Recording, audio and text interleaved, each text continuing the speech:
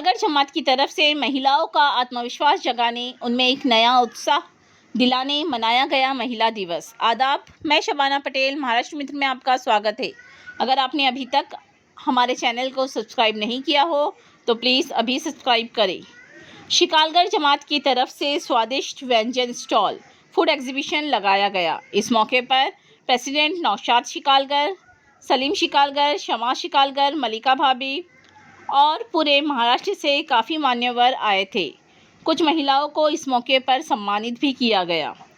इस मौके पर सभी लेडीज़ मेंबर्स ने अपने फेवरेट डिशेस की स्टॉल लगाई, जैसे आसमा शिकालगढ़ ने चिकन बन तो सोलेहा आपा ने biryani, crispy chicken, delicious chocolate Shabnoor Shikalgarh ने रखे थे। नीलोफर भाभी ने ठेपला पानीपुरी, कहीं रबड़ी जलेबी तो कहीं मच्छी फ्राई, फिर कहीं नाजिया शिकालगढ़ की लजीज खबसा राइस। रीना शिकालगढ़ ने भी अपने हाथों का टेस्ट का जादू दिखाया तो सानिया शिकालगढ़ का फ्रूट कस्टर्ड। लेडीज़ के साथ साथ जेंट्स ने भी जोश और उत्साह के साथ फूड फेस्टिवल का आनंद लूटा। स्टूडेंट्स के लिए एक मोटिवेशनल स्पीच भी हुई। एहसान सैयद सर ने काफ़ी बेहतरीन तरीके से स्टूडेंट्स को समझाया। सब ऐसे ही उत्साह भरे माहौल में हमारी महाराष्ट्र मित्र की टीम पहुंची कुर्ला ईस्ट शिकालगढ़ सहकारी पतपेड़ी के हेड ऑफिस में। आदाब, मैं महाराष्ट्र मित्र से हनीफ कच्ची। हम आए हुए हैं आज यहाँ पर फूड एग्जीबिशन शिकालगढ़ जमात का था। उससे पहले कुछ बच्चे लोग को मोटिवेशनल स्पीकर, कुछ ऐसा एजुकेशन के लेवल पे कुछ ऐसे उनकी गाइडेंस के लिए एक एहसान सर का स्पीच था। ऐसे सब कुछ ना कुछ एक्टिविटीज़ यहाँ पर हमेशा चलती रहती है शिकालगढ़ जमात की। हमारे साथ है नौशाद शिकालगढ़, जो शिकालगढ़ जमात के प्रेसिडेंट है। सर, आप ये आज का क्या प्रोग्राम है? आज सुबह में मतलब एहसान सर का जो स्पीच रखे थे उसका क्या इंटेंशन क्या था? देखिए, पिछले 2 सालों से जिस तरीके से कोविड की वजह से लोग परेशान हुए, बच्चों की स्कूलें बंद थी, बच्चे स्कूल नहीं जा पा रहे थे, ऑनलाइन के ऊपर लेक्चर हो रहे थे और हमने देखा कि बहुत से बच्चे ऐसे कि ऑनलाइन पे आने के बाद में भी पढ़ाई जो है ठीक से नहीं हो रही थी। हमने देखा कि बहुत बच्चे सिर्फ मोबाइल चालू कर रहे हैं और कहीं पे आजू बाजू में घूम रहे, टीचर्स है ध्यान नहीं दे पा रहे हैं और पढ़ाई जो है जिस तरीके से होनी चाहिए थी ऑनलाइन में उस तरीके से नहीं हो रही थी। और अब जब कॉलेज शुरू हो रहे हैं, स्कूल शुरू हो गए, तो हमारे बच्चे कुछ 8वीं 9वीं 2 साल फोकट गए, अभी 10वीं में गए हुए।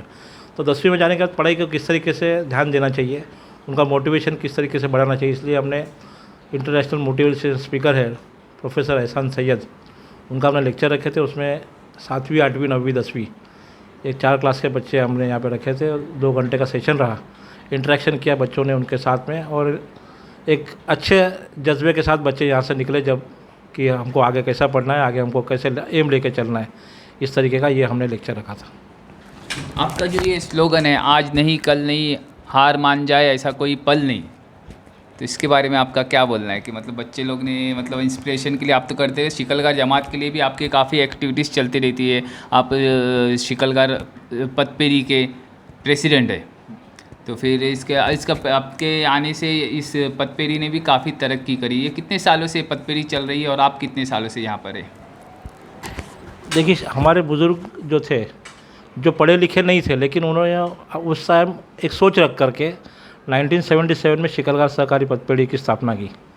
उसके बाद आपस में ही हमारे लोगों में शिकालगढ़ों में पतपेड़ी चलती रही, क्योंकि ज़्यादा पढ़े लिखे नहीं थे तो उनको कैसे एक्सपांड करना, किस तरीके से प्रोफेशनली चलाना संस्था को, इसका पता नहीं था। लेकिन एक अच्छी बात उन्होंने हमारे लिए की, हमारे आने वाली पीढ़ी के लिए की, एक संस्था बना के रखी। और उसके बाद में 1997 से मैं इस पतपेड़ी का अध्यक्ष हूँ।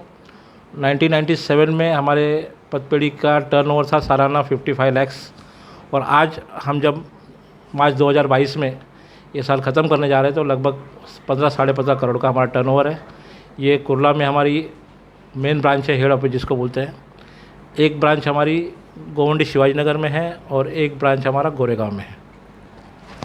यहाँ पर लेडीज़ लोग के भी काफ़ी एक्टिविटीज़ चलते हैं। अभी हमने देखे फूड फेस्टिवल वगैरह चल रहा था, तो उसके लिए भी मतलब काफ़ी शौक से उत्साह एक कुछ अलग ही था लेडीज़ लोगों के बीच में। कोई ने किसी ने कुछ बिरयानी बनाया था, किसी ने चॉकलेट्स लेके आया था, कोई पानी पूरी भेलपूरी ऐसे सब मिक्स था, चिकन बन किसी ने बनाया था। पूरे महाराष्ट्र के यहाँ पर मैं देखा, मेरे पे वसई विरार के भी लोग थे, सातारा सांगली के भी लोग आए हुए थे।